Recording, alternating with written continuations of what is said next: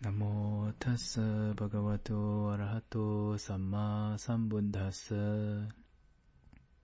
Hi everyone, welcome to Dhamma Earth, Dose of Dhamma, and this is your dose of Dhamma for the day. So the next question, Bande, for venerating, for paying respect.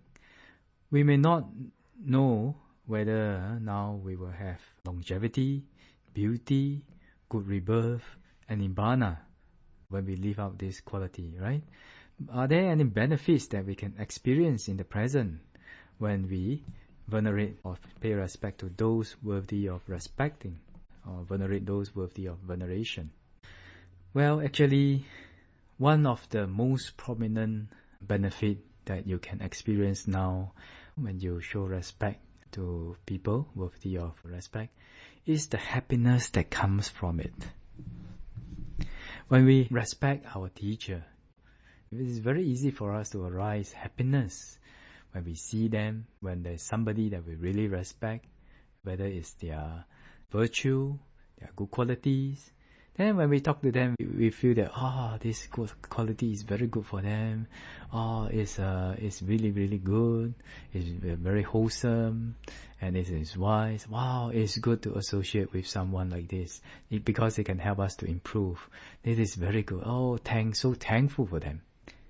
When we think like this, when we pay respect, or when we respect people like this, those who are worthy of respect, then there's happiness, there's happiness that's generated when we have that kind of mind, as long as it's strong enough. Okay, some people say, Bande, I try to show respect, but I don't have any feeling, I don't have any happiness.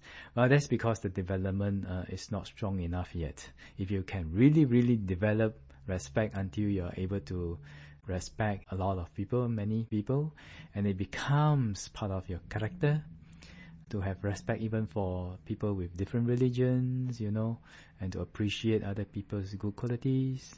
Then, when you are able to live out this kind of a character, this kind of a virtue, you will realize that definitely the happiness in your life will increase. Definitely.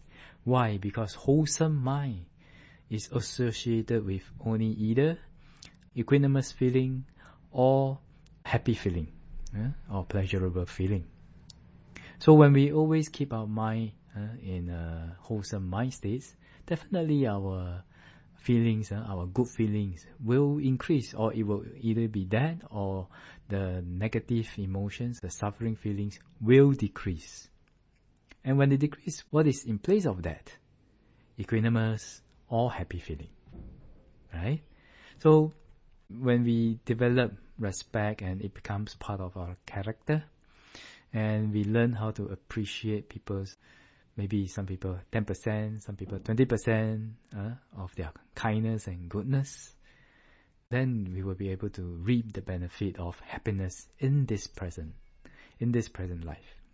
Another benefit that we can experience in the present is that when we respect people, their good qualities, their good actions, good speech and good thoughts, then sometimes it's easier, especially if you are a student, it's very easy for you to learn from that person because of the respectful mind. So the mind does not have any anger or any resistance towards that action, that speech or that thought. Then it will very easily lead to the arising of sympathetic joy, rejoicing in that wholesome deed, wholesome speech, and wholesome thought. And when we have rejoice, when we generate rejoice, mudita, in people's good deeds, then we will find that it is easy, very easy for us to be able to live out those qualities, to be able to learn those qualities, to be able to develop those qualities. So this is also one of the benefits that we can experience when we can respect those worthy of respect and veneration. Easy for us to learn from their good qualities. Another benefit is that, especially the quality of lightness of mind, softness of mind, malleability of mind, tranquility of mind. These qualities that is always associated with wholesome mind states will start to increase in our mind.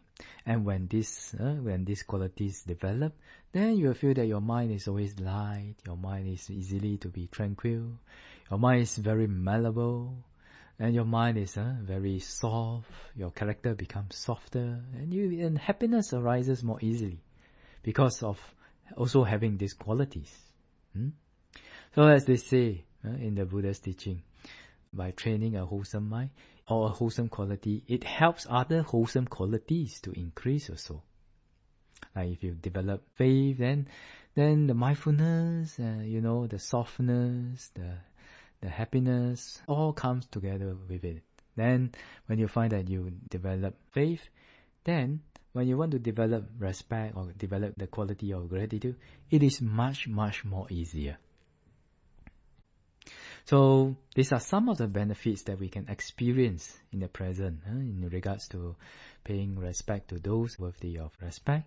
So hopefully this sharing will be able to encourage everyone to develop this veneration towards those worthy of veneration, this blessing, and may all of you really be able to reap the benefit from developing these qualities.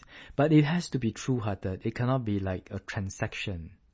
It cannot be like, I want the happiness, so I develop this. Some people use it like a tool, but the way they use it is not sincere. It's just because they want to achieve something, but they are not sincerely, true-heartedly venerating. It's a little bit of hypocrisy in there, it's beneficial to venerate elders, so maybe I can have some profit from them, or maybe I can have some good benefits, material benefits I can get when I pay respect so much to these elders. And then you go and pay respects, then because of that defilement, because of that insincerity, then they don't get the happiness from it. But if you develop yourself until it's really sincerely venerating, paying respect to those worthy of veneration and respect, then you really, really experience the happiness and the benefit that you get from this specific blessing, this quality. So don't develop it like a tool. It may be like a tool, but you have to develop it so that it's part of your character, and you have to develop it sincerely so that it becomes part of your quality. So it is better to develop it with the aim that it is a quality of yourself. It is a virtuous quality of yourself, and you want to be a virtuous and a good quality person. Then if you can do this sincerely and develop this sincerely, it may be difficult in the beginning, but no problem, as long as you persevere and do it again and again. Then ultimately it becomes part of you. Then, because of the sincere development, you will be able to reap the benefits of it. Okay, so hopefully all of you will be able to develop this, and may the Triple Gem bless all of us to be able to purify our mind with Dhamma and to be able to experience path, fruition and Nibbana as soon as possible. And may all of you be well, peaceful and happy until the next time. Sadhu, sadhu, sadhu.